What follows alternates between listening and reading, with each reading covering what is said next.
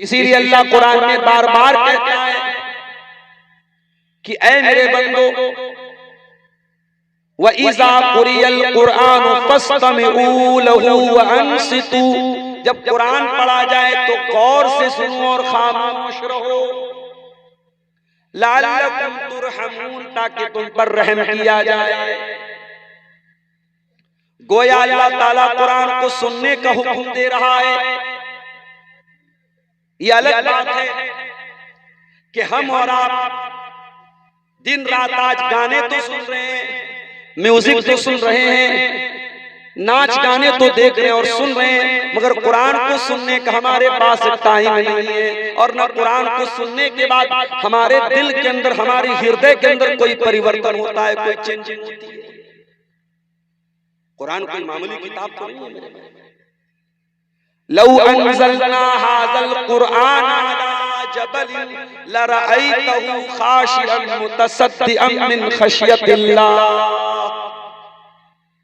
अल्लाह कहता, अगर इस कुरान को हमने किसी पहाड़ के ऊपर उतारा होता तो पहाड़ भी अल्लाह के खौफ से चूर चूर हो जाता, रेजा रेजा हो जाता, टुकड़े टुकड़े हो जाता।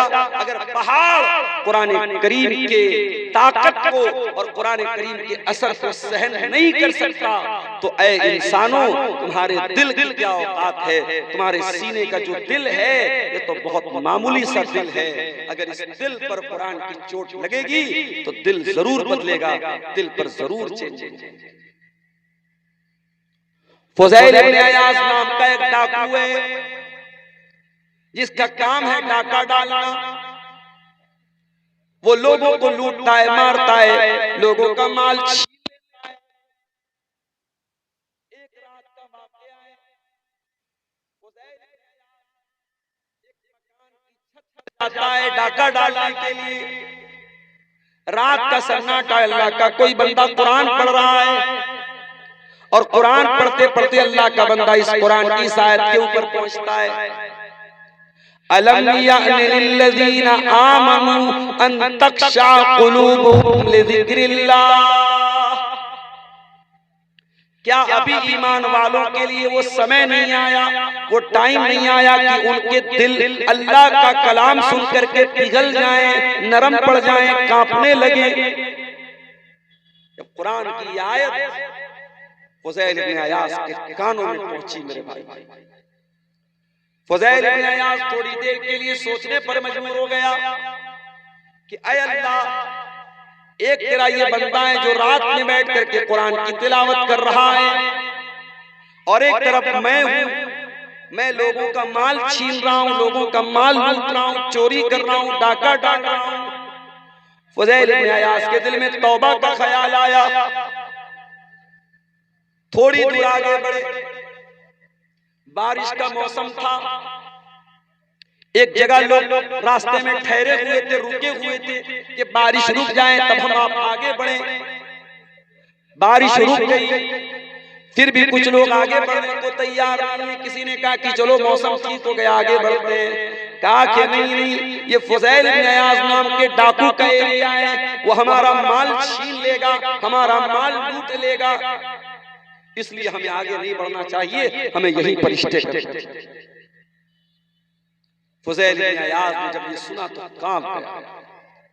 कहा, अल्लाह, मैं इतना बुरा हूं, तेरे बंदे मुझसे डरते हैं, मेरी वजह से वो रातों को सफर नहीं करते हैं। अल्लाह, मैं वादा करता हूं कि आज के बाद मैं चोरी बंद कर दूंगा, डाका बंद कर दूंगा और अपने आप को अल्लाह तेरी इबादत में लगा दूंगा।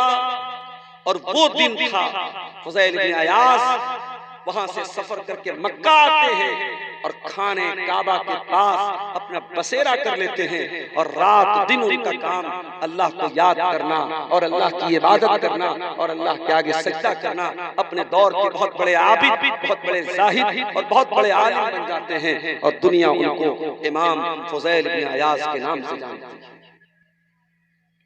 मेरे प्यारे साथियों, कुरान को सुना करो। कुरान सुनने से हो सकता है कि तुम्हारे दिल के अंदर चेंजिंग आ जाए। मैंने यूट्यूब के ऊपर देखा, मिस्र के एक बहुत बड़े कारी गुजरे हैं, शेख अब्दुल बासित अब्दुल समद। बहुत बड़े कारी थे, क्या आवाज दी थी अल्लाह ने। कुरान जब पढ़ते थे वल्लाह एक अलग ही कैफियत पैदा होती थी। कारी अब्दुल बासित साहब कुरान पढ़ रहे हैं, यूट्यूब पर मैंने कमेंट में देखा, गैर मुस्लिम कहता है I am non Muslim, I am Hindu, I don't know about Quran but I love your voice. कहता है कि ऐ कारी अब्दुल बासित, मैं गैर मुस्लिम हूँ, मुझे अरबी जबान नहीं आती, मैं कुरान को नहीं जानता, मगर तेरे मुंह से जब कुरान को सुनता हूँ तो बड़ा अच्छा लगता है।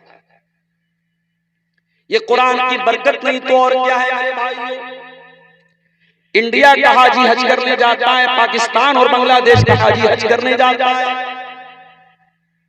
अरबी जबान उसको नहीं आती। आपके बंगाल का, कटिहार का बांग्ला भाषी वहां पहुंचता है, उसको अरबी जबान नहीं आती है, लेकिन हरम के अंदर जब वो नमाज पढ़ता है और इमाम हरम जब कुरान की तिलावत करते हैं, वो इंडिया, पाकिस्तान और बांग्लादेश का हाजी भी रोने लगता है, उसकी आंखों से भी आंसू बहने लगते हैं, वो भी तड़पने लगता है। ये कुरान है जो इंसान के दिल पर जाकर के अपील करता है। मेरे प्यारे साथियों, कुरान को सुना करो। इस कान का शुक्र ये है, ये कान अल्लाह ताला ने बहुत बड़ी नेमत के तौर पे दिया है। इस कान के ऊपर अल्लाह का शुक्र ये है कि इस कान से कुरान की तिलावत को सुना करो। कुरान की तिलावत बहुत अच्छा काम है। और एक बात बताऊंगा आपको, कुरान की तिलावत करने वाला कभी घाटे में नहीं रहता है। दुनिया के हर बिजनेस में घाटा है, कुरान की तिलावत में कभी कोई घाटा नहीं। ये बात मैं नहीं कह रहा हूं, ये खुद कुरान कह रहा है। इन्नल्लज़ीना यतलूना किताबल्लाहि व अक़ामुस्सलाता व अनफ़क़ू मिम्मा रज़क़नाहुम सिर्रन व अलानियतन यरजूना तिजारतन लन तबूर। जो लोग कुरान की तिलावत करते हैं, नमाज कायम करते हैं, ज़कात अदा करते हैं, अल्लाह के दिए हुए रिज़्क़ में से अल्लाह की राह में दान करते हैं, सदका करते हैं, खैरात करते हैं, अल्लाह फरमाता है वो ऐसा बिजनेस कर रहे हैं, ऐसा व्यापार कर रहे हैं, ऐसा धंधा कर रहे हैं जिस धंधे में, जिस कारोबार में कभी लॉस होने वाला नहीं, कभी घाटा होने वाला नहीं है। ये मदरसे वाले बेचारे कितनी मेहनत करते हैं। ये आपके माल की ज़कात लेने के लिए, आपके माल से सदका खैरात लेने के लिए ये रात भर नहीं, फजर तक मैं तो तकरीर करके चला जाऊंगा। कहीं कहीं ऐसा हुआ मैं तकरीर करके सो गया, फजर के टाइम उठा, फजर की नमाज पढ़ के आया, देखा मौलवी साहब बेचारे कोई बैठे, वो चंदा कर रहे हैं, दान लोगों का वसूल रहे, कलेक्शन कर रहे हैं, इतनी मेहनत कर रहे हैं मेरे भाइयों। ये आपको उस तिजारत के साथ जोड़ रहे हैं जिसमें घाटा होने वाला नहीं है। ये आपकी आखिरत को बनाने के लिए, आपकी जन्नत को बनाने के लिए मेहनत करते हैं। तो कुरान की तिलावत को सुना करो मेरे भाई। अल्लाह के प्यारे नबी को भी कुरान सुनना बहुत पसंद था। आप कुरान पढ़ा भी करते थे, कुरान को सुना भी करते थे। बुखारी की रिवायत है, अल्लाह के प्यारे नबी अपने सहाबी अब्दुल्ला बिन मसूद से कहते हैं, इक़रा अलैयल कुरान, ऐ अब्दुल्ला मुझे कुरान पढ़ के सुनाओ। अब्दुल्ला बिन मसूद ने कहा, अल्लाह के नबी मैं आपको कुरान कैसे पढ़ के सुनाऊं, ये कुरान तो आप ही के ऊपर उतरा है। आपने फरमाया कि ऐ अब्दुल्ला आज मैं दूसरे के मुंह से कुरान सुनना चाहता हूं। अब्दुल्ला बिन मसूद कहते हैं मैं कुरान पढ़ने लगा। कुरान पढ़ते पढ़ते जब मैं सूरह निसा की तिलावत करने लगा और सूरह निसा की आयत नंबर 41 के ऊपर पहुंचा, जिसमें अल्लाह ताला ने फरमाया फकैफा इज़ा जिना मिन कुल्लि उम्मतिन बिशहीदिन व जिना बिका अला हाउलाई शहीदा। जब इस आयत पर मैं पहुंचा, अल्लाह के प्यारे नबी ने कहा हस्बुक कलाम, ऐ अब्दुल्ला रुक जाओ, बस मैंने नजर उठा करके देखा, फइज़ा आईनाहु तज़रीफान, अल्लाह के प्यारे नबी की दोनों आंखों से आंसू बह रहे थे।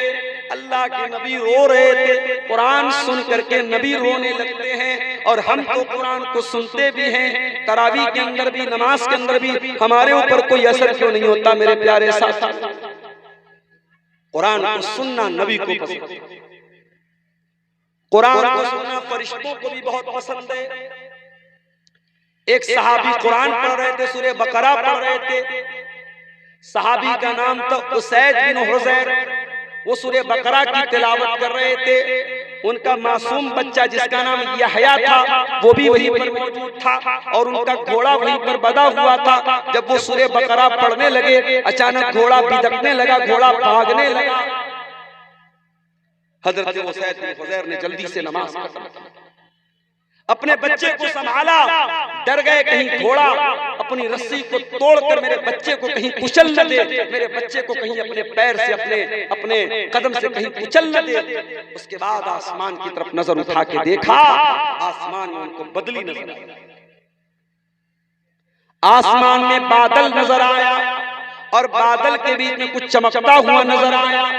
सुबह हुई, अल्लाह के प्यारे नबी के पास आए, कहा अल्लाह के नबी कल मैं कुरान पढ़ रहा था, सूरह बकरा की तिलावत कर रहा था, मेरा घोड़ा वहीं पर बंधा हुआ था। जब मैं तिलावत करने लगा तो घोड़ा मेरा भागने लगा, बिदकने लगा, मेरा मासूम बच्चा भी वहीं पर था। मैं डर गया कहीं मेरे बच्चे को नुकसान न पहुंच जाए। मैंने नजर उठा के देखा तो आसमान में बदली नजर आई, बादल नजर आया और बादल के बीच में कुछ रोशनी मुझे नजर आई।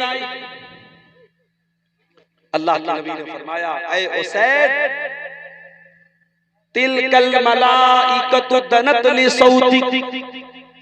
ऐ उसैद, जब तू कुरान की तिलावत कर रहा था, तेरी तिलावत की आवाज सुन करके फरिश्ते करीब आ गए थे और तेरा घोड़ा इसीलिए बिदक रहा था, भाग रहा था, क्योंकि घोड़े ने फरिश्तों को देख लिया था। इसका मतलब ये हुआ कि कुरान करीम की तिलावत जब की जाती है तो फरिश्तों को भी बहुत अच्छा लगता है और फरिश्ते भी कुरान को सुनते हैं। दुनिया में हम और आप रहते हैं, हमारे साथ एक और मखलूक रहती है जिसका नाम जिन्नात है। जिन्नात भी कुरान को सुनते हैं और कुरान को सुन करके, एक मर्तबा कुरान को सुन करके जिन्नात ईमान ले आए। हम तो रात रात भर तकरीर सुन रहे हैं, सीमांचल के जलसे दिसंबर, जनवरी, नवंबर में भरे पड़े हैं, रात रात भर कुरान सुन रहे हैं, हमारे ऊपर तो कोई चेंजिंग नहीं हो रही है। जिन्नात ने एक मरतबा कुरान सुना, कुल ऊहिया इलैया अन्नहु इस्तमा नफरुम मिनल जिन्नि फक़ालू इन्ना समीना कुरानन अजबा। जिन्नात ने एक मरतबा कुरान सुना और ईमान ले आए और प्यारे रसूल का कलमा पढ़ लिया और प्यारे नबी के ऊपर ईमान लाया। तो कान का पहला काम क्या करना है? कुरान को सुनना। और आगे बढ़िए, इस कान का सही इस्तेमाल करना है तो इस कान से अल्लाह के प्यारे नबी की हदीसों को सुना करो। मैं जानता हूं बंगला जुबान के बहुत सारे वक्ता ऐसे भी हैं यूट्यूब के ऊपर, उनके व्यूअर्स लाखों की तादाद में हैं, लेकिन थोड़ी बहुत बंगला जो मुझको आती है उसकी रोशनी में मैं दावे के साथ ये कह सकता हूं कि बंगला जुबान के वो मुकर्रिरीन जिनको यूट्यूब पर सुनने वाले लाखों की तादाद में हैं, और जाहिर है उनको यूपी वाले तो नहीं सुन रहे हैं, उनको आपके बिहार बंगाल के लोग भी सुनते हैं। उन बंगला मुकर्रिरीन में से बड़ी तादाद को मैं जानता हूं, उनकी तकरीर में आपको एक हदीस मिलेगी, एक कुरान की आयत मिलेगी, किस्से मिलेंगे, कहानियां मिलेंगी, लैला मजनू की कहानी मिलेगी, मौजू रिवायात मिलेंगी। मेरे प्यारे साथियों, मैं किसी की तौहीन नहीं कर रहा हूँ, बहुत अच्छे अच्छे उलमा भी बंगला ज़बान में बोलते हैं, मगर याद रखिए शेरशाहबादियों, आपकी जिम्मेदारी है, आप अपनी नौजवान नस्ल को, अपने बच्चों को, अपनी बच्चियों को ऐसा बनाइए वो कुरान को सुनने वाले बने, वो हदीसों को सुनने वाले बने। जिस तरीके से कुरान को सुनना सवाब का काम है, वैसे ही हदीस को सुनना भी सवाब। अल्लाह के प्यारे नबी फरमाते हैं, अबू दाऊद की सही रिवायत है, नज़रल्लाहु इम्राअतन समिया मक़ालती फवआहा। अल्लाह तबारक व तआला उस इंसान के चेहरे को तरोताजा कर दे, उस इंसान के चेहरे को फ्रेश कर दे, उस इंसान के चेहरे को खूबसूरत बना दे जो नबी की हदीसों को सुन ले और सुनने के बाद याद कर ले। फेस वॉश लगाने वालों, अच्छा हम मर्द लोग तो बेचारा 1 रुपये का शैम्पू लगा के सर धो लेते हैं। औरतों के शैम्पू, भाई साहब, एक वीडियो मेरे पास आया, एक आदमी नहाने गया बाथरूम में, 1 रुपये वाला शैम्पू लगा करके नहाने, फिर उसी बाथरूम में उसकी बीवी का शैम्पू रखा। उसने कहा कि देखो इसका शैम्पू कितने का है, रेट देखा तो नहाते नहाते बेहोश हो गया। बीवी के शैम्पू की कीमत 3200 रुपए का शैम्पू लगा करके औरतें नहा रही। चेहरे की क्रीम, चेहरे का पाउडर, आंखों पे लगाने वाला, बालों में लगाने वाला, कितना मेकअप आइटम है मेरे भाई। मेरी प्यारी बहनों, मेरे प्यारे भाइयों, आओ मैं तुमको बड़ा आसान नुस्खा बता रहा हूं। अगर अपने आप को खूबसूरत बनाना चाहते हो, अपने चेहरे को फ्रेश बनाना चाहते हो, अपने चेहरे को तरोताजा बनाना चाहते हो, नबी की हदीसों को सुनने वाले बन जाओ, नबी की हदीसों को याद करने वाले बन जाओ।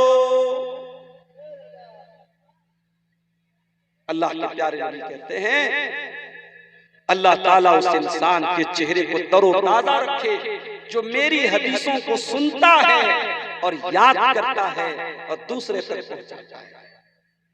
नबी की हदीसों को याद किया बहुत अच्छा है।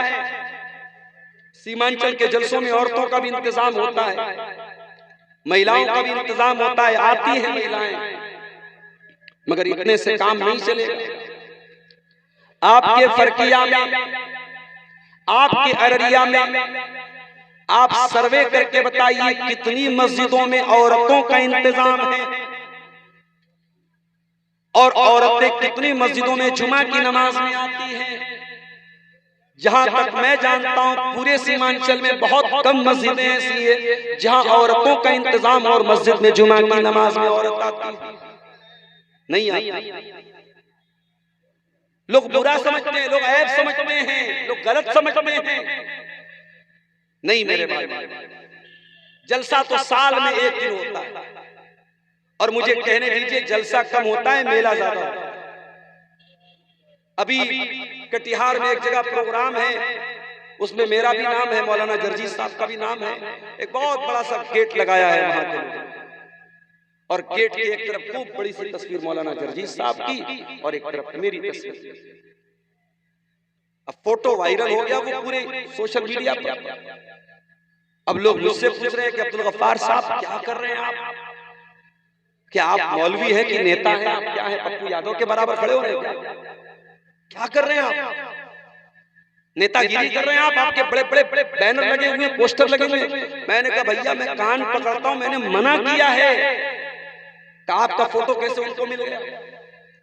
मैंने कहा आज के दौर में फोटो हासिल करना कौन सा मुश्किल काम है? वीडियो से स्क्रीनशॉट ले लो, यूट्यूब से, गूगल से फोटो ले लो, फोटो कौन सा मुश्किल? मैंने कहा मैं मना करता हूं। बंगाल में ये चीज बहुत दिनों से चल रही थी, सीमांचल में बचा हुआ था मामला, अब सीमांचल में भी शुरू हो चुका है। कटिहार में, पूर्णिया में, अररिया में 1 किलोमीटर पहले से गांव के बाहर गेट लग जाता है। साहब हमारे यहाँ विशाल धर्मीय आयोजन हो गए, बड़ा जलसा हो, खूब बड़ो बड़ो वक्ता आसबे। क्या है भाई, इतने बड़े बड़े फोटो आप लगा। आप जानते हैं कि फोटो के ताल्लुक से उलमा के कितने सख्त फतवे हैं। ठीक है हम लोग प्रोग्राम में जाते हैं, बहुत सारे नौजवान सेल्फी लेते हैं, हम मना नहीं करते। हम क्यों मना नहीं करते उसकी भी वजह से। कुछ लोग सवाल करते हैं कि मौलाना साहब फोटो लेना सही है कि नहीं? अगर फोटो लेना सही नहीं है तो आप क्यों सेल्फी लेने देते हैं? उसका भी जवाब सुनिए।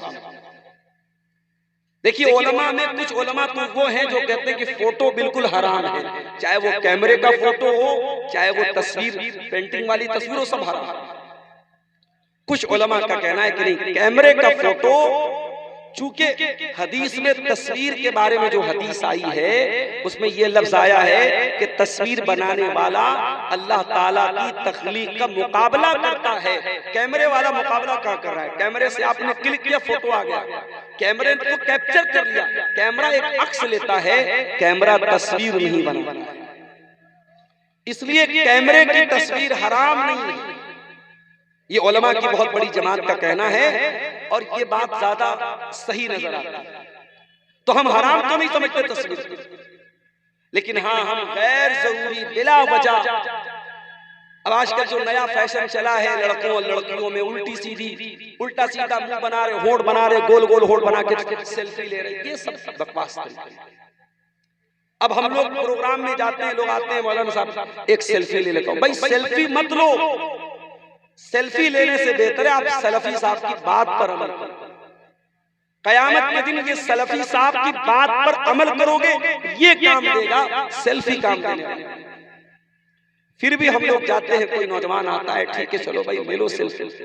हम इसलिए बोलते हैं, इजाजत इसलिए देते हैं क्योंकि आज के दौर में कोई नेताजी के साथ घूम रहा है, कोई विधायक जी के साथ घूम रहा है, कोई किसी नाचने वाले के साथ घूम रहा है, कोई किसी गाने वाले के साथ घूम रहा है। अगर ये हमारे नौजवान लड़के अगर ये किसी आलिम से, किसी मुकर्रिर से, किसी उर्दू और बंगला के वक्ता से अगर ये मोहब्बत करते हैं और इसलिए मोहब्बत करते हैं कि वो मौलवी साहब, वो आलिम साहब कुरान बयान कर रहे हैं, हदीस बयान कर रहे हैं, तो मेरे भाइयों हम इन नौजवानों के जज्बे की कदर करते हैं। ठीक है, हम तुम्हारी हौसला अफजाई के लिए हम तुमको इजाजत दें, मगर उसका मिसयूज मत करो मेरे भाई।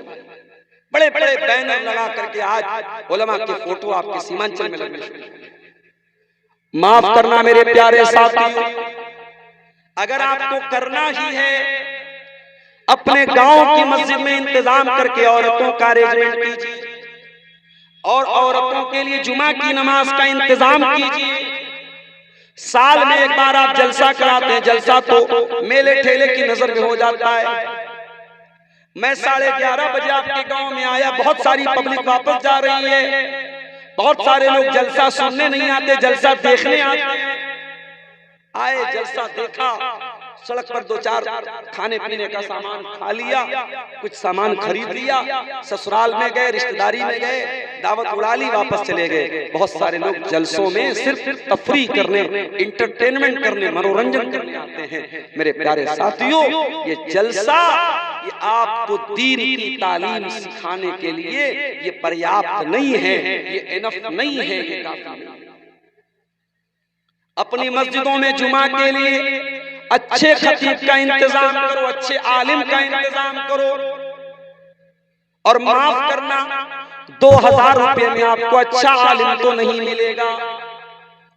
जुमा पढ़ाने वाले को 2000 रुपया आप देंगे और अजान देने वाले को आप 1000 रुपया देंगे, और आप ये तवक्को करेंगे कि अजान देने वाला मक्के के मुअज्जिन के जैसी अजान दे दे और खुतबा देने वाला अल्लामा एहसान इलाही ज़हीर जैसी तकरीर करे। तो ये मेरे प्यारे साथियों 2000 में ये मुमकिन नहीं है। अच्छी तनख्वाह, अच्छे आलिम को रखिए और औरतों का इंतजाम कीजिए। और आपके इलाके में जामिया हसना लिल बनात शेख मुफीजुद्दीन रियाजी साहब का इदारा में गया हूं, वहां एक बहुत अच्छा ऑप्शन है आपका।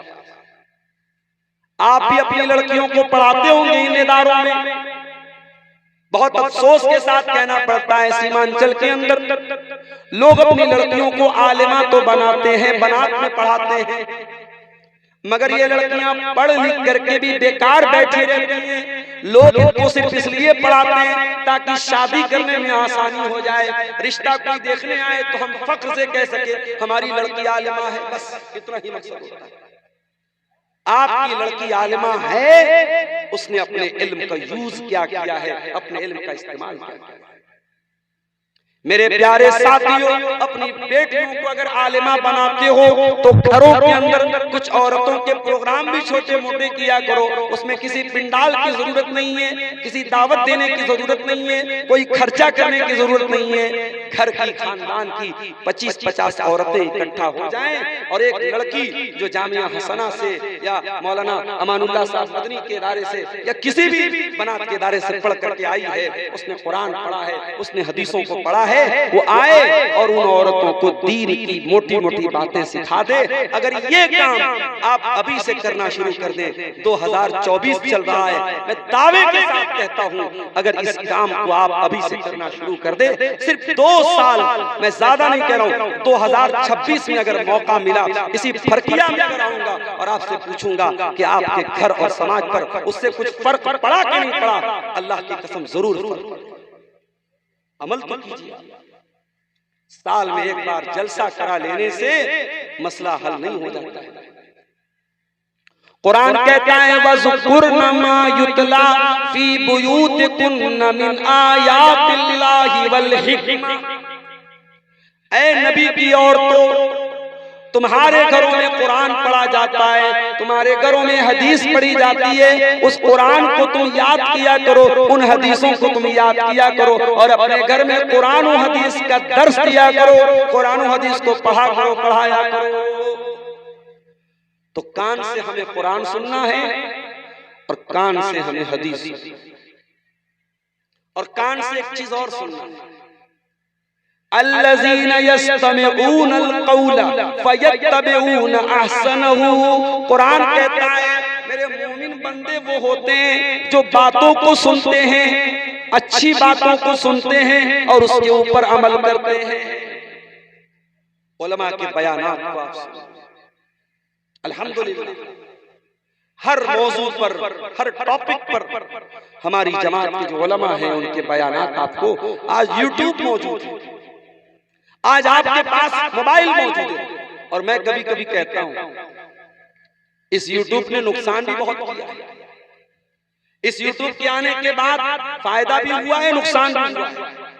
फायदा क्या हुआ, मैं बनारस में बैठा हूं, मेरी तकरीर बनारस में हो रही है, मेरी तकरीर मऊ में हो रही है, मेरी तकरीर मुंबई में हो रही है, मेरी तकरीर कलकत्ता में हो रही है, आप अररिया में बनारस से 700 किलोमीटर दूर नेपाल बॉर्डर के किनारे बैठे हुए, मोबाइल आपने खोला, यूट्यूब आपने ओपन किया, यूट्यूब ने बताया अब्दुल गफ्फार साहब की लाइव तकरीर चल रही है, आपने बैठे बैठे सुना।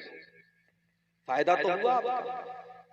नुकसान क्या हो रहा है, नुकसान ये हो रहा है कि लोग जलसे में आते हैं, 10 बजे तक सब्र किया, अब्दुल गफ्फार साहब नहीं आए, 11 बजे तक सब्र किया, अब्दुल गफ्फार साहब नहीं आए, उसके बाद सब्र का पैमाना लबरेज होने लगा, अरे यार चलो कोई बात नहीं, कल यूट्यूब पर देख लेंगे, चले गए यूट्यूब पर देख लेंगे। बहुत सारे लोग आते हैं तकरीर नहीं सुनते चले जाते, और हमारी मजबूरी ये है, हमको भाई साहब 12 बजे के पहले बहुत कम मौका मिलता है, 1 बजे 1:30 बजे 2 बजे लोग टाइम देते हैं। तो मेरे भाइयों इस यूट्यूब का आप सही इस्तेमाल कीजिए, उलमा के बयानात को आप। इसी सीमांचल के बहुत सारे नौजवानों को मैं जानता हूं, कॉमेडी चैनल उन्होंने बना के रखा है, कॉमेडी कर रहे हैं और यूट्यूब पर उनके सब्सक्राइबर की तादाद 1-1 मिलियन 2-2 मिलियन है।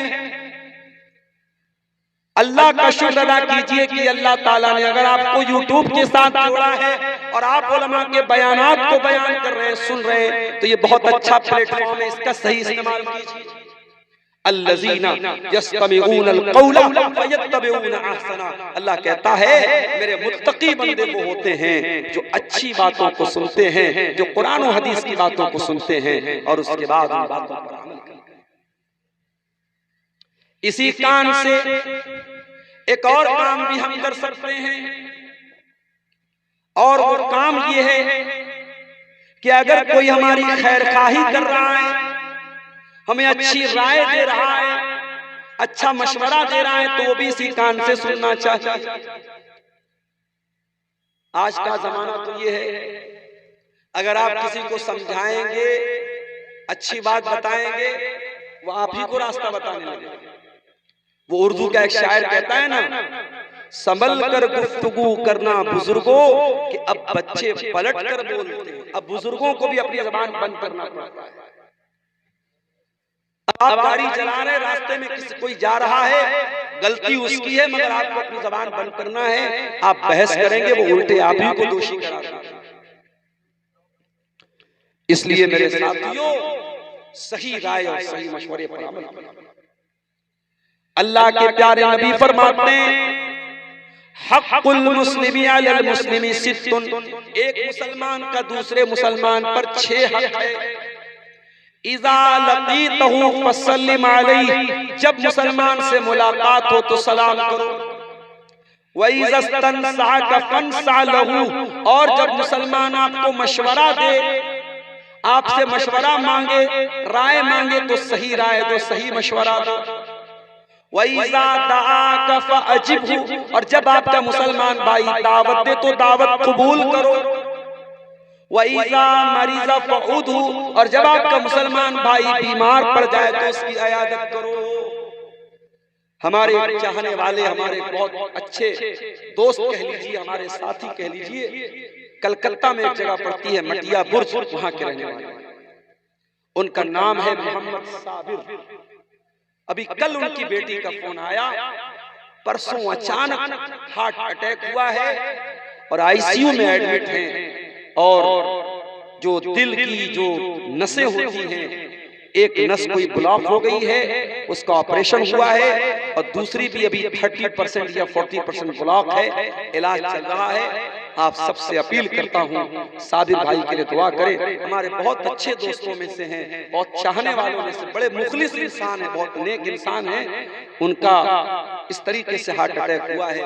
मेरे प्यारे साथियों, आपका कोई भी मुसलमान भाई अगर बीमार पड़ता है और आप उसकी इयादत कर सकते हैं, उसको देखने के लिए आप जा सकते हैं, उसकी हाल चाल ले सकते हैं, तो जरूर ले लीजिए। अल्लाह के नबी फरमाते हैं, जितनी देर आप मरीज की इयादत करते हैं, किसी मरीज को देखने के लिए आप जाते हैं, उतनी देर आप जन्नत की क्यारी में रहते हैं, उतनी देर आप जन्नत के बागीचे में।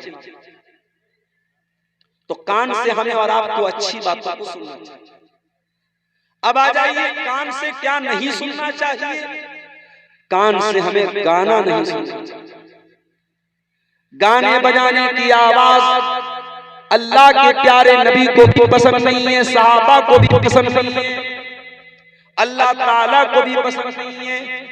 अल्लाह ताला कुरान करीम में कहता है, वमिनन नासी मन यश्तरी लहवल हदीथी लियुदिल्ला अन सबीलिल्लाहि बिगैरि इल्मिन व यत्तखिदहा हुज़ुआ। कुछ लोग ऐसे होते हैं जो पैसा दे करके फालतू चीजों को खरीदते हैं। भाई मोबाइल में रिचार्ज कराते हो, फ्री में तो नहीं कराते, पैसा दे के कराते हो। 2 GB रोज डाटा मिल रहा है एयरटेल की तरफ से और जियो की तरफ से। क्यों मिल रहा है? गाना सुनने के लिए, नाच देखने के लिए, फेसबुक की गंदी रील्स देखने के लिए, यूट्यूब पर बेहुदा शॉर्ट्स देखने के लिए। नहीं मेरे भाइयों, अपने कानों को नाजायज चीजों से बचाओ। गाने बजाने की चीजें आपके दिल को मुर्दा कर देंगी।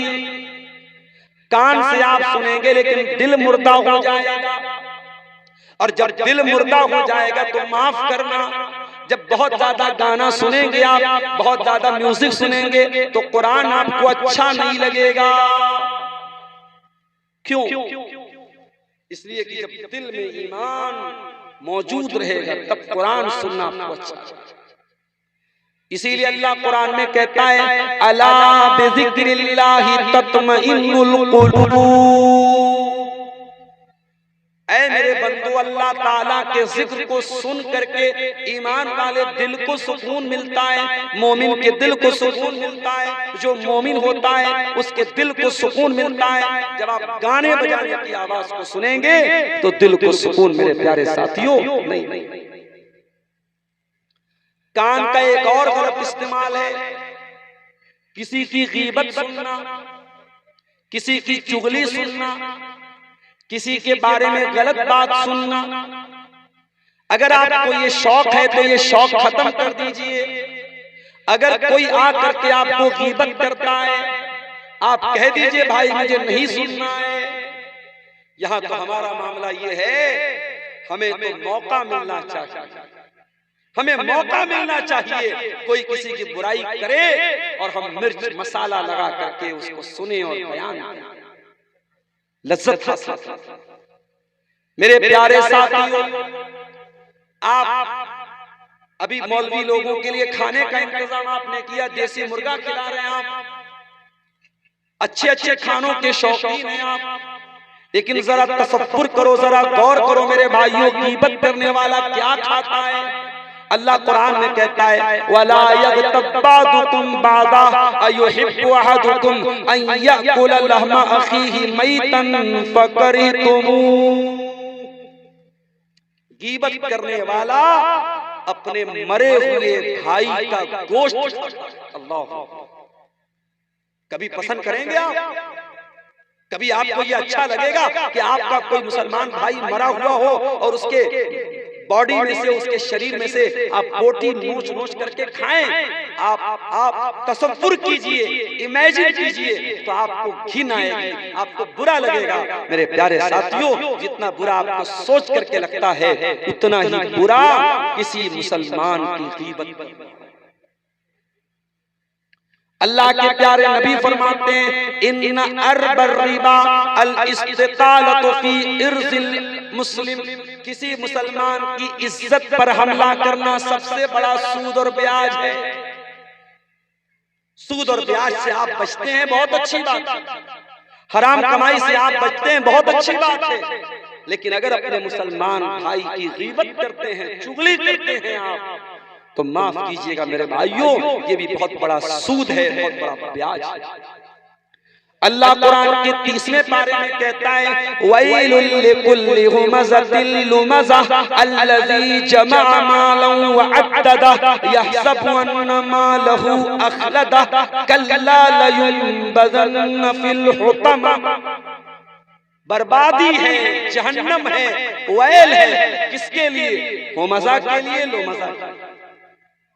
व्हाट इज हुमज़ा? व्हाट इज हुमज़ा? व्हाट इज लुमज़ा? हुमज़ा उसको कहते हैं जो इशारे से किसी की बुराई करे, और लुमज़ा उसको कहते हैं जो ज़बान से किसी की बुराई करे। मत सुनिए किसी की गीबत, ये कान बहुत कीमती है मेरे प्यारे साथियों, इस कान की हिफाजत कीजिए और किसी की गीबत और चुगली को मत सुनिए। और आगे बढ़िए, इसी कान का एक गलत इस्तेमाल और भी किया जाता है, किसी की जासूसी करना, किसी की कॉल रिकॉर्डिंग को सुनना, किसी के दरवाजे पे जा करके कान लगा करके उसके घर की बातों को सुनना, ये भी बहुत बड़ा गुनाह है। अल्लाह के प्यारे नबी सल्लल्लाहु अलैहि वसल्लम फरमाते हैं मनिस्तमा इला कौमिन व हुम लहू कारिहूना सुब्बा फी उज़ुनैहि अलआनुकु यौमल क़ियामह। जो किसी के दरवाजे पे जाकर के चुपके चुपके उनकी बातों को सुनेगा, उसके कान में पिघला हुआ लोहा डाला जाएगा क़यामत के दिन। पिघला हुआ लोहा, पिघला हुआ तांबा डाला जाएगा उस इंसान के कान में जो चुपके चुपके लोगों की जासूसी करे, लोगों की बातों को सुने। तो इसलिए कान के इस गलत इस्तेमाल से मेरे प्यारे साथियों अपने आप को बचाया जाए। दूसरी चीज क्या है? आंखें। अब आंखों का सही इस्तेमाल, आंखों का पहला सही इस्तेमाल ये है कि अपनी आंखों को आप हराम चीजों से बचाएं, नाजायज चीजों से अपनी आंखों को बचाएं, गैर महरम लड़कियों को, गैर महरम औरतों को न देखें। अगर अचानक नजर पड़ जाए तो अलग बात है, घूर घूर करके देखना या मार्केट में जाना इसी मकसद के लिए ताकि लड़कियों को ताड़ा जाए, लड़कियों को देखा जाए, ये बहुत बड़ा गुनाह है। और ये आंखों का ज़िना करना है, आंखों का ज़िना है कि आंखों से आप गलत। अल्लाह के प्यारे नबी फरमाते हैं अल ऐनानी ज़िनाहुमन नज़र, आंखों का ज़िना ये है गलत चीजों को देखा जाए। अल्लाह ताला कुरान करीम में कहता है कुल लिल मुमिनीन यगुद्दू मिन अबसारिहिम, ऐ नबी आप मोमिन मर्दों को कह दीजिए वो अपनी निगाहों को नीची रखें, व यहफज़ू फुरूजहुम, और अपनी शर्मगाह की हिफाजत करें। जब आपकी आंखें नीची होंगी तब आपकी शर्मगाह की हिफाजत। आपको ज़िना से बचना है, आपको गलत काम से बचना है, तो पहला काम करना होगा आपको अपनी आंखों की हिफाजत करनी पड़ेगी। अरबी का एक शायर कहता है नज़रतुन फब्तिसामतुन फसलामुन फकलामुन फवादुन फलिकाउ। पहले किसी लड़की के ऊपर नजर पड़ती है, फिर एक दूसरे को लोग देख करके मुस्कुराते हैं, उसके बाद सलाम करते हैं, उसके बाद कलाम करते हैं, उसके बाद वादा होता है, फिर मुलाकात होती है। ये पूरा प्रोसेस होता है बदकारी करने का, ज़िनाकारी करने का, जिसकी शुरुआत एक दूसरे को देखने से होती है। इसीलिए सलफ में से किसी का कौल है अन-नज़रतु सहमुम मिन सिहाम शैतान, कि इब्लीस का बहुत बड़ा तीर क्या है, किसी गलत चीज को देखना, किसी नामहरम को देखना, किसी गैर महरम औरत को देखना, ये शैतान के तीरों में से एक तीर है। शैतान शिकार करता है इसी नजर से। अपनी आंखों की हिफाजत करो, अपनी आंखों से कोई गलत चीज को मत। और आज के दौर में जब सबके पास मोबाइल आ चुका है, सबके पास इंटरनेट मौजूद है, सोशल मीडिया मौजूद है, स्मार्टफोन मौजूद है, आज के दौर में अपनी नजर को बचाना मेरे प्यारे साथियों बहुत बड़ा चैलेंज है। रात का सन्नाटा है, आप अपने कमरे में लेटे हुए हैं, इंटरनेट की दुनिया आपके सामने मौजूद है, आप अपनी स्क्रीन पर क्या देख रहे हैं कौन जानता है।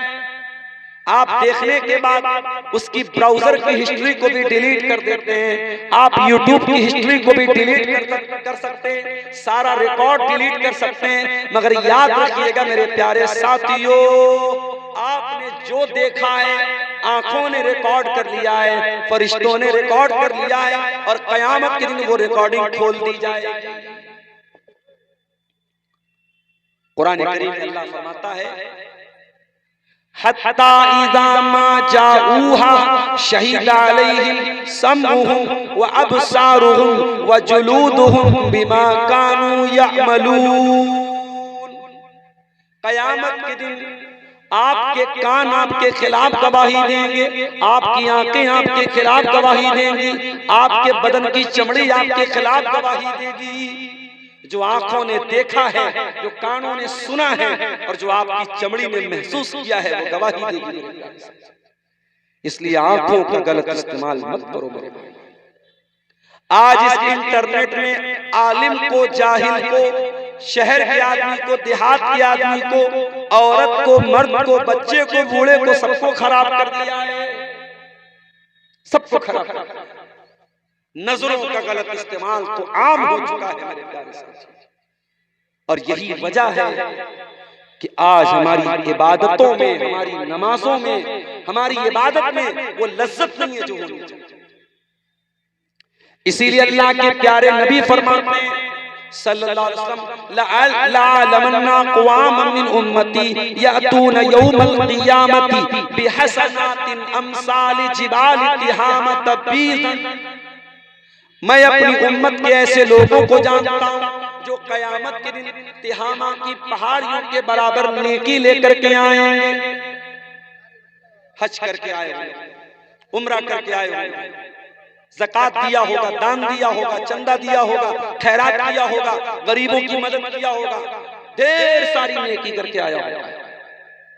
फयजअलु अल्लाहु अज़्ज़ व जल्ल हबाअम मंसूरा, अल्लाह ताला उसकी सारी नेकियों को डिलीट कर देगा, मिटा देगा, बर्बाद कर देगा। कभी आपके साथ ऐसा हुआ? मोबाइल आप चला रहे हैं, मोबाइल पे आपका फोटो है, बच्चों का फोटो है, बहुत सारी इंपॉर्टेंट चीजें हैं, अचानक मोबाइल खराब हो गया, दुकानदार के पास आप लेके गए, दुकानदार ने कहा भाई साहब आपके फोन को रीसेट करना पड़ेगा, फोन का सारा डाटा फॉर्मेट करना पड़ेगा। अब आपका दिल दुखी हो जाता है कि यार इतनी मेहनत से मैंने ये डाटा इकट्ठा किया, इतनी कीमती चीजें थी मेरी, सब डिलीट हो जाएंगी। दुकानदार कहता है मोबाइल को फॉर्मेट मारे बगैर आपका मोबाइल सही नहीं हो सकता। अल्लाह के नबी फरमाते हैं कि कयामत के दिन कुछ ऐसे भी लोग आएंगे जिनके अमल के अकाउंट को फॉर्मेट कर दिया जाएगा, सारी नेकी खत्म, सारे रोजे खत्म, सारे हज खत्म, सारी ज़कात खत्म, सारे दान खैरात खत्म, ऑल विल बी डिलीटेड, सबको डिलीट कर दिया जाएगा। सहाबी ने पूछा, अल्लाह के नबी वो कौन लोग होंगे, जरा खुल करके बताइए ताकि हम उनमें से न हो जाएं। अब जरा गौर से सुनिएगा, जरा ध्यान से सुनिएगा, प्यारे नबी ने क्या फरमाया।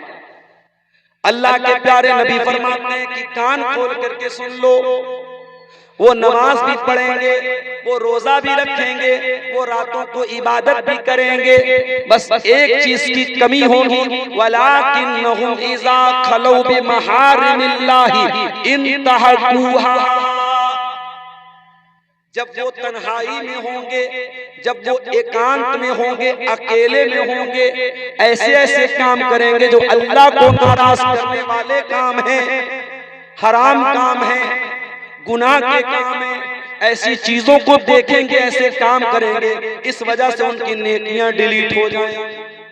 ओ फेसबुक चलाने वाले नौजवानों, ओ इंस्टाग्राम चलाने वाले नौजवानों, ओ यूट्यूब चलाने वाले नौजवानों, जरा संभाल करके इस्तेमाल करना, कहीं ऐसा ना हो सारी नेकियां फॉर्मेट कर दी जाएं, सारी नेकियां डिलीट कर दी जाएं, सारे रोजे नमाज डिलीट कर दिए जाएं, बर्बाद कर दिए जाएं, कहीं हमारे इस मिसयूज की वजह से कयामत के दिन हमारी सारी नेकियां बर्बाद।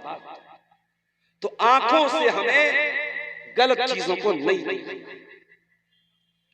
आंखों का एक सही इस्तेमाल आपको बता रहा हूं।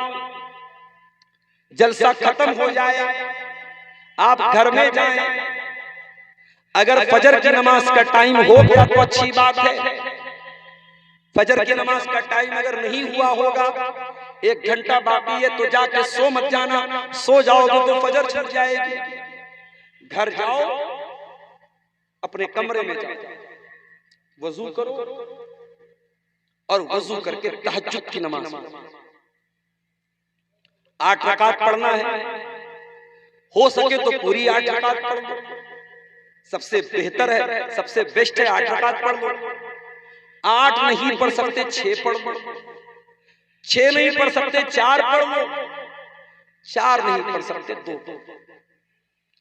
2 रकात तहज्जुद की नमाज पढ़ लो। नमाज पढ़ने के बाद रात का टाइम है, 4 बजा हुआ है, अभी फजर की अजान नहीं हुई है, अब अल्लाह की बारगाह में हाथ उठाओ और सोचो कि अब तक आपकी जिंदगी में कितने काम आपने ऐसे किए हैं जिसकी वजह से आपको उम्मीद है कि अल्लाह आपको जन्नत में डालेगा, और कितने काम आपने ऐसे किए हैं जिनकी वजह से आपको ये डर है कि कहीं आप जहन्नम में न चले जाएं।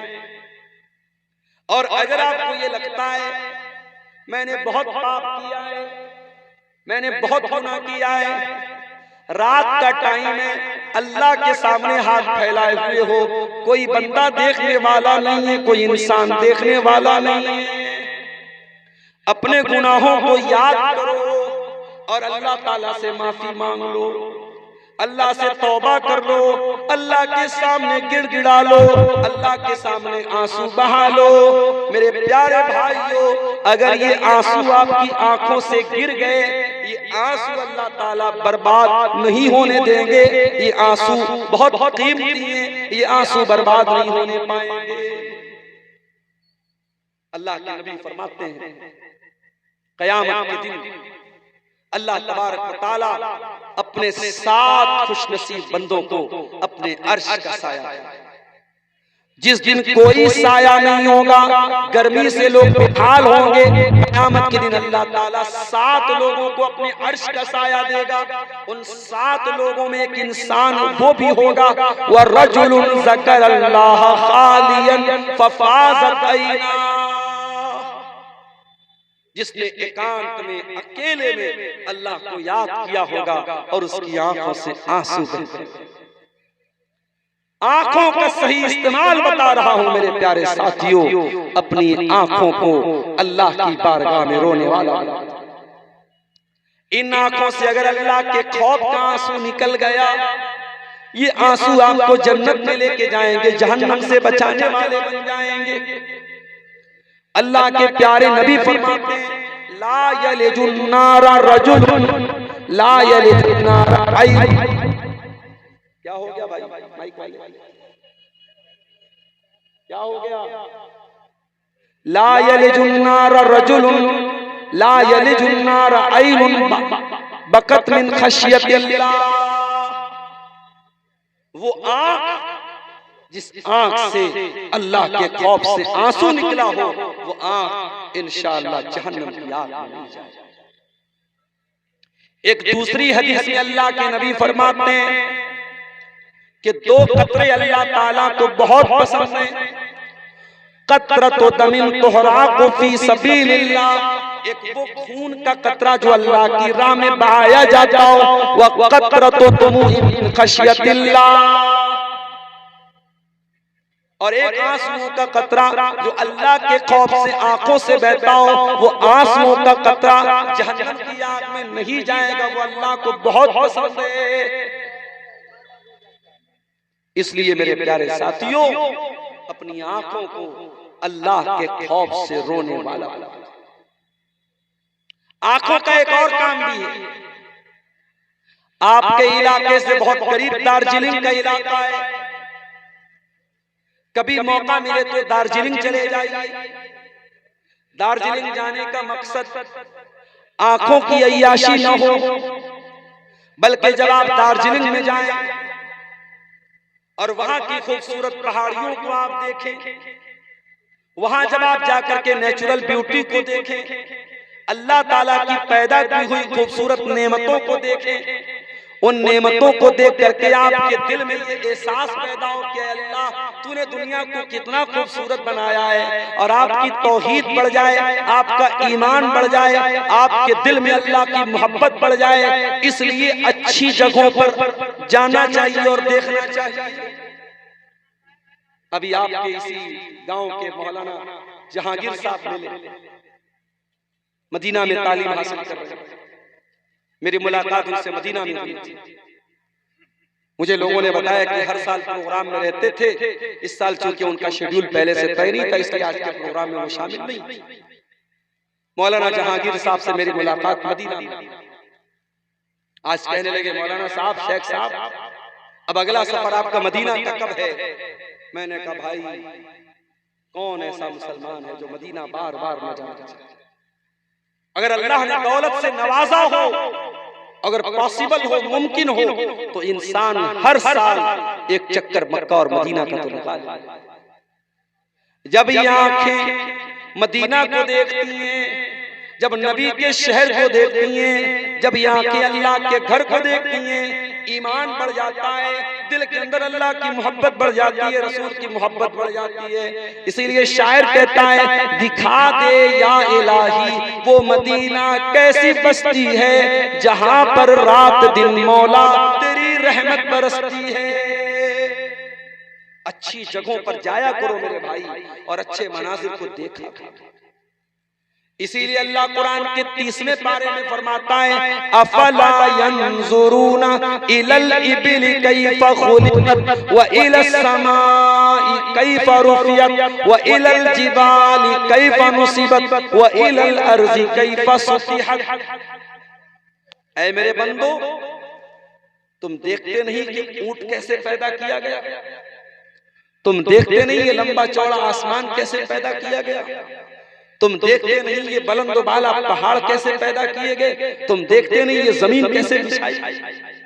अल्लाह की पैदा की हुई चीजों को देखना और गौर करना, ये भी आंखों का एक सही इस्तेमाल है। मेरे प्यारे साथियों, आंखों का ये सही इस्तेमाल हमें और आपको करना चाहिए।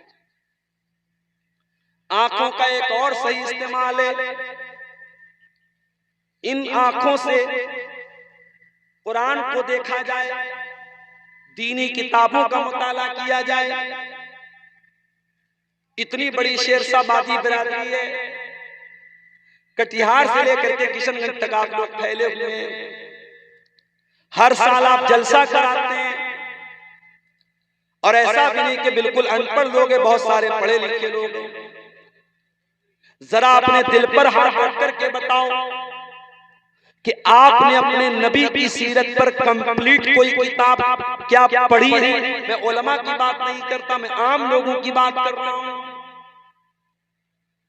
बंगला भाषा आप जानते हैं, क्या बंगला जुबान में आपने अल्लाह के नबी की जीवन के ऊपर, अल्लाह के प्यारे नबी की जिंदगी के ऊपर कोई किताब पढ़ी है? अपनी माँ बहनों से कहना चाहता हूं, क्या आपने अल्लाह के नबी की बीवियों के ऊपर, अल्लाह के रसूल की पत्नियों के ऊपर, क्या आपने उनकी जिंदगी के ऊपर कोई किताब पढ़ी है? नहीं पढ़ी।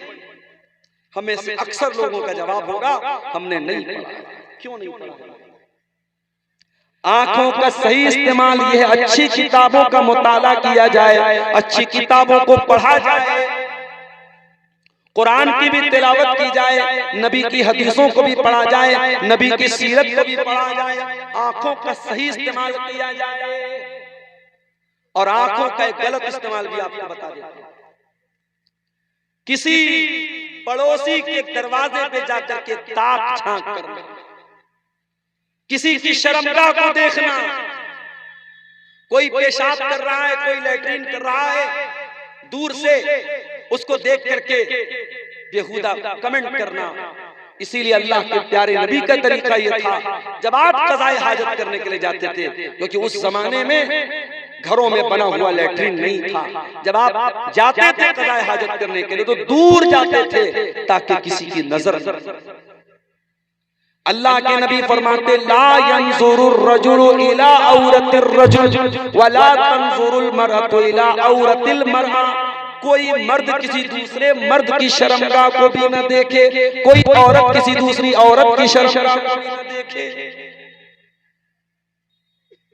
अल्लाह के नबी फरमाते हैं, अगर कोई अपने पड़ोसी की ताक झांक कर रहा है, फफ़क़ऊ ऐनहू, और पड़ोसियों ने उसकी आंख फोड़ दी, तो उनके ऊपर कोई जुर्माना, कोई पेनाल्टी नहीं लगेगी।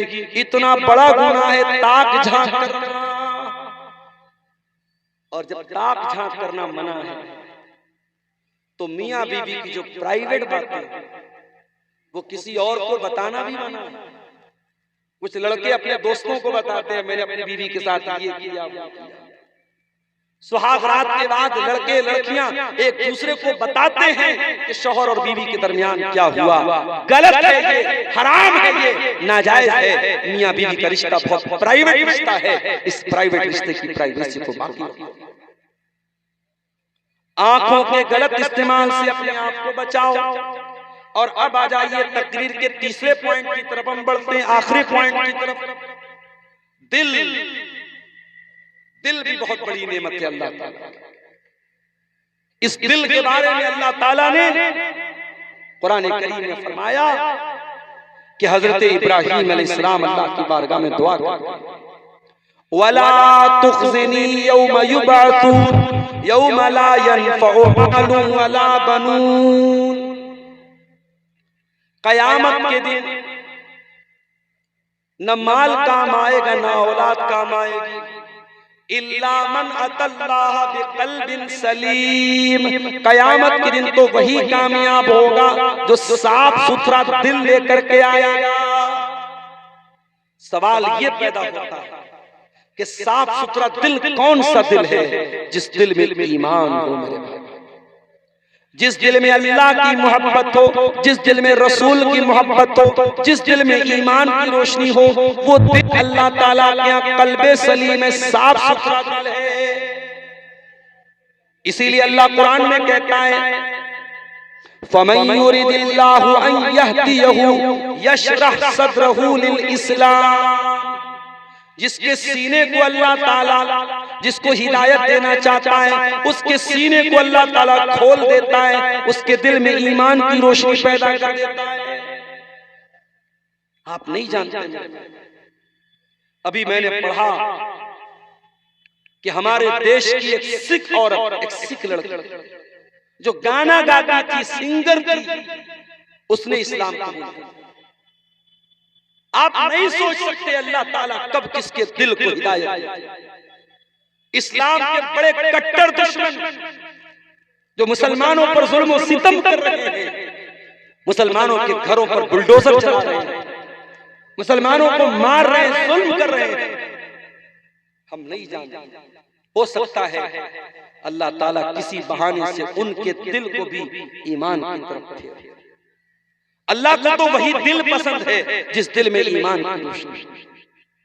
हमारे उत्तर प्रदेश में एक जगह है आजमगढ़। आजमगढ़ के एक हिंदू परिवार में एक लड़का पैदा हुआ। लड़के का नाम था बाके राम। लड़का जवान हुआ, बड़ा हुआ। उसके आसपास में मुसलमान भी रहते थे। पढ़ा लिखा था। उसके मन में जिज्ञासा पैदा हुई, दिलचस्पी पैदा हुई इस्लाम के बारे में जानने की। उसने अध्ययन किया, मुताला किया, इस्लाम को कबूल किया, मुसलमान हो गया। मुसलमान होने के बाद उस लड़के को और आला तालीम हासिल करने का शौक पैदा हुआ। उसने आजमगढ़ से बहुत लंबा सफर किया, तमिलनाडु में पहुंचा और तमिलनाडु में एक बहुत बड़ा इदारा है जामिया दारुस्सलाम उमराबाद। वहां जाकर के उसने एडमिशन लिया। वहां जाकर के उसने 8 साल तक दीन की तालीम हासिल की। मौलवी का सर्टिफिकेट मिल गया, आलिम का सर्टिफिकेट मिल गया उसको। वो लड़का फिर वहां से मदीना पहुंचा और जामिया इस्लामिया मदीना मुनव्वरा में एडमिशन लिया। वहां जाकर के उसने बीए किया, एमए किया, पीएचडी किया। हदीस के मामले में बहुत बड़ा माहिर बन गया। फिर उसने इतनी मोटी मोटी 12 जिल्दों में 12 वॉल्यूम में हदीस की किताब लिखी, जिसमें सही हदीसों को इकट्ठा किया। उसको दुनिया अल्लामा जियाउर रहमान आजमी के नाम से जानती है, जो बहुत बड़े आलिम गुजरे। अभी कुछ दिनों पहले उनका इंतकाल हुआ। हम नहीं जानते। दिल का कंट्रोल अल्लाह का है, दिल का मालिक अल्लाह है। इसीलिए अगर आप मुसलमान हैं, इस्लाम पर हैं, तौहीद पर हैं, अल्लाह का शुक्र अदा कीजिए और दुआ कीजिए कि मरते दम तक अल्लाह ताला इसे तौहीद पर कायम रखे। इसीलिए अल्लाह ताला ने कुरान करीम में एक दुआ हमको सिखाई, रब्बना ला तुज़िग़ क़ुलूबना बअद इज़ हदैतना व हब लना मिन लदुनका रहमा इन्नका अंतल वह्हाब। ऐ परवरदिगार, ईमान लाने के बाद अब दोबारा हम गलत रास्ते पे न जाएं, अब गुमराही के रास्ते पे न जाएं। हमारे दिल को तू बचा के रख, हमारे दिल को सुरक्षित रख, हमारे दिल की हिफाजत कर। तो दिल को अगर संभाल के रखना है तो दिल को ईमान की रोशनी से मुनव्वर कर रखो। दिल की हिफाजत करना है तो गुनाहों से बचो, गलत कामों से बचो। इसलिए कि बंदा जब गुनाह करता है, अल्लाह के नबी फरमाते हैं, जब बंदा कोई गुनाह करता है, नुक़ितत फी क़ल्बिही नुक़्ततुन सौदा, उसके दिल के ऊपर एक काले रंग का धब्बा डाल दिया जाता है। और अगर बंदा तौबा कर लेता है, अल्लाह से माफी मांग लेता है, वो धब्बा मिटा दिया जाता है, वरना बार बार वो दिल पर धब्बा पड़ता चला जाता है। यहाँ तक कि एक दिन ऐसा आता है बंदे का दिल बिल्कुल काला पड़ जाता है। दिल को काला होने से बचा लो। दिल को नरम बनाओ, दिल को सॉफ्ट बनाओ, दिल को कोमल बनाओ, दिल को कठोर मत बनाओ। हो सके तो कभी कभी कब्रिस्तान जाया करो, माँ की कब्र पे जाओ। सोचो कल तक माँ जिंदा थी, आज कब्र में चली गई।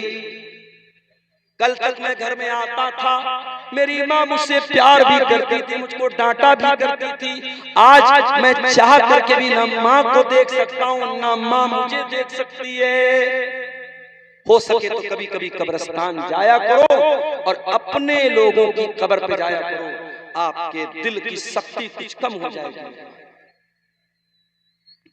इसीलिए अल्लाह के नबी फरमाते हैं, कब्रिस्तान जाया करो, फ़इन्नहा तुज़क्किरुकुमुल आखिरा, कब्रिस्तान जाने से तुम्हें आखिरत की याद आएगी, तुम्हारा दिल सॉफ्ट हो जाएगा, तुम्हारा दिल नरम पड़ जाएगा।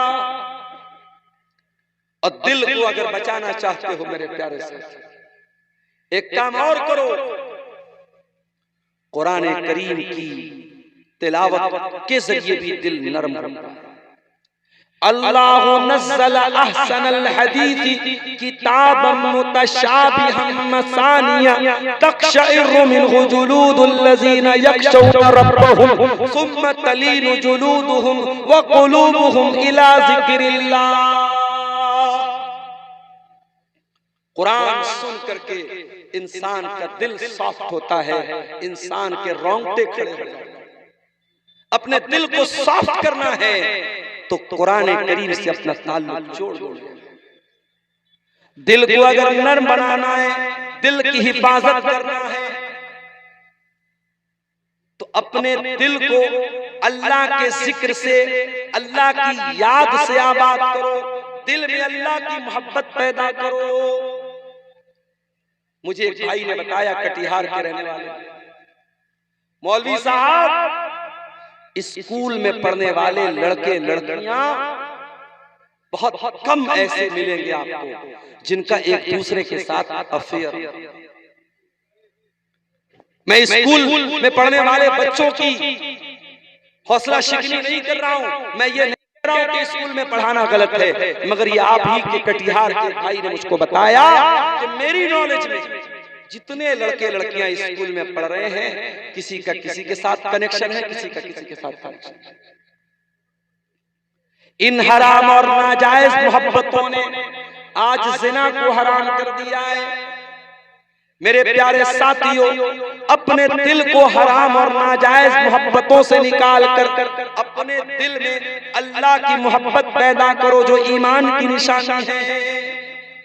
अल्लाह ताला ने कुरान करीम के दूसरे पारे में फरमाया, वल्लज़ीना आमनू अशद्दु हुब्बन लिल्लाह, ईमान वालों के दिल में सबसे ज्यादा अगर किसी की मोहब्बत होती है, अल्लाह की मोहब्बत होती है। अल्लाह की मोहब्बत अपने दिल में पैदा करो।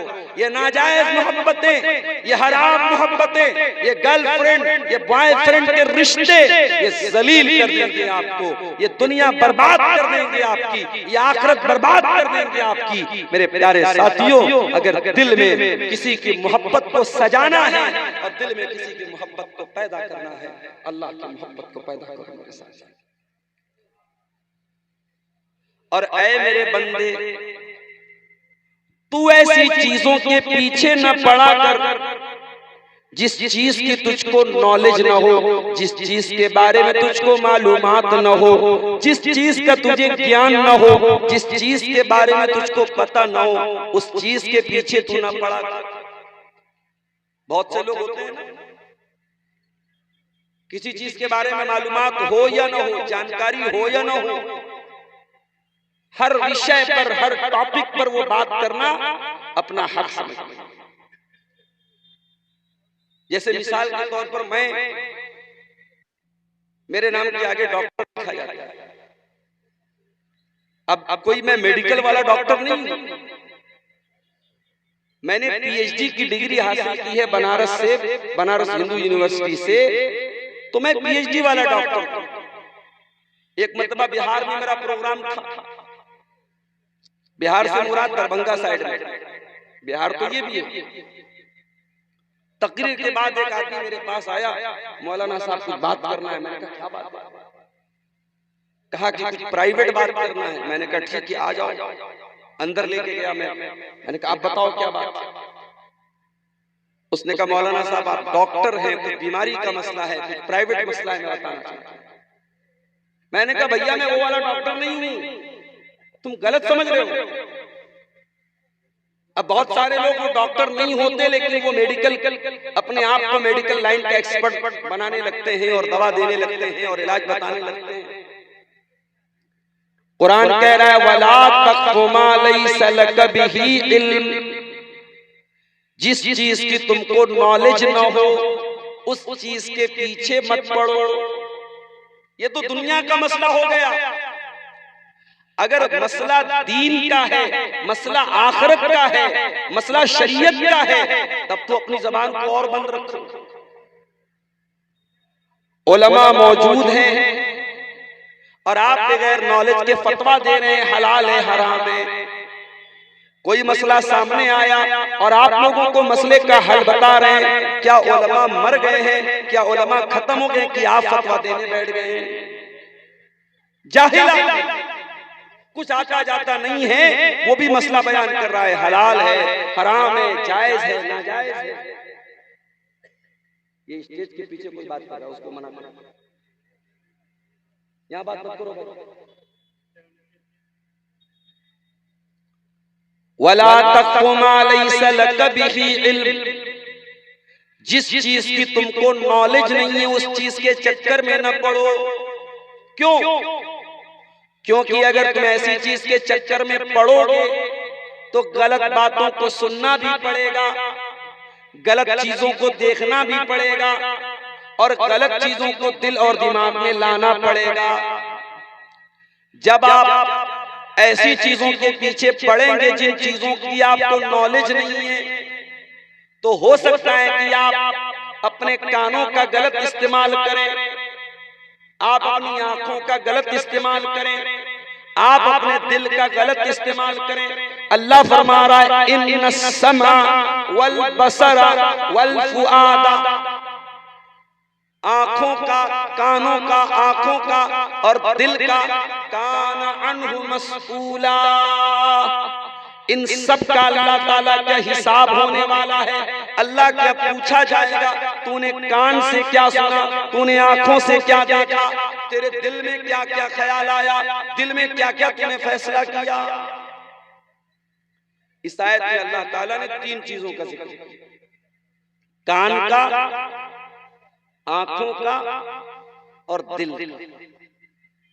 और आज की मेरी तकरीर का टॉपिक भी यही, अल्लाह ताला की 3 नेमतें, कान, आंख और दिल। ये 3 नेमतें अल्लाह ताला की इतनी बड़ी नेमत है मेरे भाई। कान गड़बड़ हो जाए, इंसान बहरा हो जाए, और इंसान जब बहरा हो जाए, कोई बूढ़ा इंसान 70-80 साल का हो जाए और कान काम करना बंद कर दे, जरा देखिए उसकी जिंदगी कितनी मुश्किल हो जाती है। उसके सामने लोग गाली देते, उसको कोई फर्क नहीं पड़ता। गाड़ी के सामने वो जा रहा है, गाड़ी वाला हार्न बजा रहा है, उसको कोई फर्क नहीं पड़ता। इंसान का कान अल्लाह ताला की बहुत बड़ी नेमत है। इंसान की आंखें अल्लाह ताला की बहुत बड़ी नेमत है। आंखें अगर अल्लाह ताला छीन ले, आंखें खत्म हो जाए, इंसान अंधा हो जाए,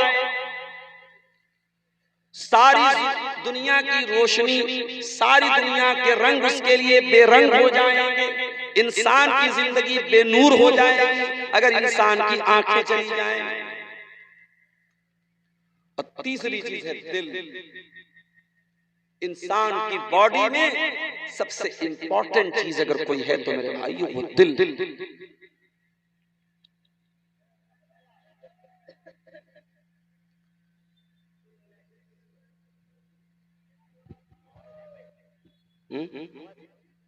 चालू रखिए। इंसान की जिंदगी में सबसे, इंसान के जिस्म में, इंसान के शरीर में सबसे इंपॉर्टेंट अगर कोई पार्ट है वो दिल। अल्लाह के प्यारे नबी फरमाते हैं अला इन्ना फिल जसद मुज़गतन इज़ा सलुहत सलुहल जसद कुल्लु व इज़ा फसदत फसदल जसद कुल्लु। इंसान के शरीर में, इंसान के बदन में एक अंग ऐसा है, अगर वो अंग सही है तो सारा बदन सही है, वो अंग खराब है, वो हिस्सा खराब है, सारा शरीर खराब है, सारा इंसान खराब है। अला वहियल कल्बु, वो चेहरा नहीं है, वो इंसान के बाल नहीं है, वो इंसान की चमड़ी नहीं है, वो इंसान का दिल है। अगर दिल खराब है तो इंसान पूरा का पूरा खराब है। तो ये 3 नेमतें ये इंसान के अंदर बहुत ही अजीम नेमतें हैं और इन्हीं की नेमतों के बारे में आज मुझे कुछ बातें आपके सामने रख रहा हूं। दूसरी आयत मैंने जो आपके सामने पढ़ी थी वो कुरान के 29वें पारे की आयत थी, सूरह मुल्क। कुल हुवल्लज़ी अंशअकुम व जअल लकुमुस-समअ वल अबसार वल अफ़इदत क़लीलन मा तशकुरून। ऐ नबी, आप कह दीजिए अल्लाह ने तुमको पैदा किया, तुम कुछ नहीं थे, तुम्हें अल्लाह ताला ने वजूद बख्शा, तुम्हारी सृष्टि की, तुम्हारा क्रिएशन किया, तुम्हें दुनिया में अल्लाह ताला ने पैदा किया। वजअल लकुमुस-समअ, और अल्लाह ने तुम्हारा कान बनाया, वल अबसारा, आंखें बनाई, वल अफ़इदा, और दिल बनाया, क़लीलन मा तशकुरून, लेकिन तुम अल्लाह का बहुत कम शुक्रिया अदा करते हो। तुम कान का भी गलत इस्तेमाल करते हो, आंखों का भी गलत इस्तेमाल करते हो और दिल का भी गलत इस्तेमाल करते हो। तो ये तीन नेमतें हैं, कान, आंख और दिल। इस पर आज हम कुछ बात करें। आइए सबसे पहले कान की तरफ आते हैं। कान से हम क्या करते हैं? सुनते हैं। सवाल पैदा होता है कान से क्या सुनना चाहिए और क्या नहीं सुनना चाहिए। कान से हमें और आपको क्या सुनना चाहिए, उसमें सबसे नंबर 1, सबसे पहली चीज जो कान से हमको सुनना चाहिए, जो अल्लाह को पसंद है, जो रसूल को पसंद है, जो फरिश्तों को पसंद है, वो क्या है? वो कुरान। मेरी तबीयत बहुत अच्छी नहीं थी, मैं कल आपके बीच में आया हूं, पेट मेरा खराब था, सुबह से शाम तक तकरीबन 6-7 लूज मोशन हो गया, पानी की कमी हो गई, फिर भी आपके दरमियान में आया हूं और तकरीबन 1.5 घंटा पूरे होने वाले हैं। मैं अब अपनी तकरीर को समेटता हूं और ये 2 पर्चियां हमारे सामने आई हैं, इन सवालों का जवाब दे करके हम इंशाअल्लाह आपसे इजाजत ले लेंगे। सवाल आया है, मस्जिद की तामीर के लिए आलानिया चंदा करना कैसा है? किसी आलिम ने कहा ऐसे चंदा करना नहीं चाहिए। देखिए, चंदा जो होता है एलानिया भी हो सकता है, सीक्रेट भी हो सकता है, यानी पर्सनली आप लोगों से मिलकर के चंदा ले, वो भी जायज है, और आप खुल करके ऐसे चंदा जैसे आपके सीमांचल में लिया जाता है ऐसे भी लिया जा सकता है। उसमें यह देखा जाएगा सहूलत किसमें है, आसानी से लोग चंदा किसमें दे देते हैं। हाँ, ये अलग बात है कि अगर चंदा देने वाले इस मकसद के साथ चंदा दे रहे हैं कि हमारा नाम होगा, मौलवी साहब हमारा नाम लेकर के पब्लिक के सामने हमारी इज्जत बढ़ाएंगे, अगर ये मकसद है तो मकसद गलत है। मकसद को हमें सुधारना चाहिए, नीयत की इस्लाह करना चाहिए। वैसे चंदा एलानिया करना गलत नहीं है, नाजायज नहीं है, कर सकते।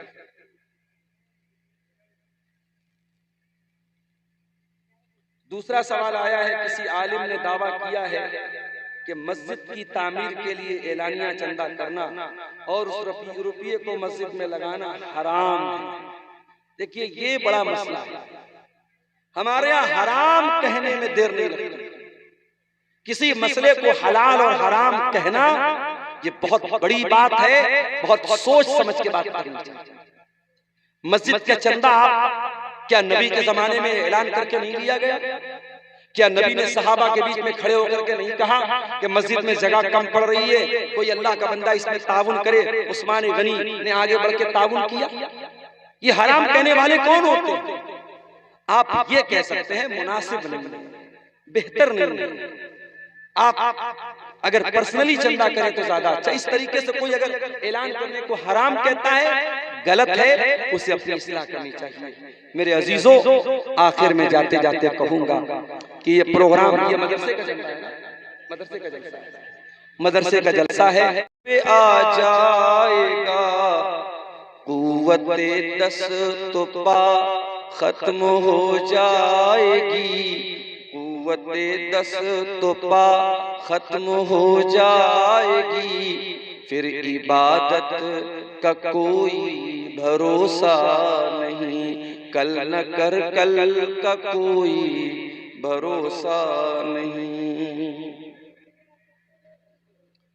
नाज कितना था दौलत पे कारून को, भूल बैठा था वो दीनो ईमान को।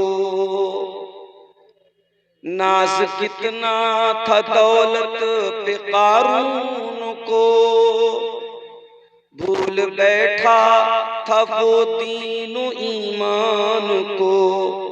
खाक में मिल गई उसकी दौलत सभी, खाक में मिल गई उसकी दौलत सभी। ऐसी दौलत का कोई भरोसा नहीं, कल न कर कल का कोई भरोसा नहीं। हमने माना अजल आएगी एक दिन, अजल के माने मौत। हमने माना अजल आएगी एक दिन, क्या पता कब कहाँ रूह परवाज हो, क्या पता कब कहाँ रूह परवाज हो। है मुक़द्दर तो मिल जाए 2 गज ज़मीं, है मुक़द्दर तो मिल जाए 2 गज ज़मीं। वरना तुर्बत का कोई भरोसा नहीं, कल न कर कल का कोई भरोसा नहीं, कल न कर कल का कोई भरोसा नहीं। सदर मुहतरम उलमाए किराम, मुहतरम बुजुर्गों, नौजवान साथियों, माँ और बहनों, प्यारे बच्चों, मदरसा हिरा अल इस्लामिया फरकिया अररिया बिहार का ये सालाना प्रोग्राम जो सीमांचल के दीगर जलसों की तरह इस इदारे के ताउन के लिए, इसकी तरक्की के लिए, इसकी बका के लिए मुनक़िद हुआ। और मगरिब की नमाज से लेकर के इस वक्त रात के तकरीबन 1 बज रहे हैं, आपने मुख्तलिफ उलमा के बयानात सुने।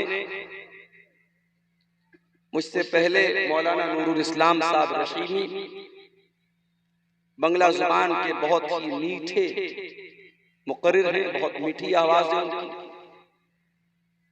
अभी आप उनका खिताब समाप्त कर रहे थे। मुझे आपके सामने उर्दू जुबान में खिताब करने के लिए बुलाया गया। आज की तकरीर के लिए मैंने जो टॉपिक चुना है, जो उन्वान चुना है,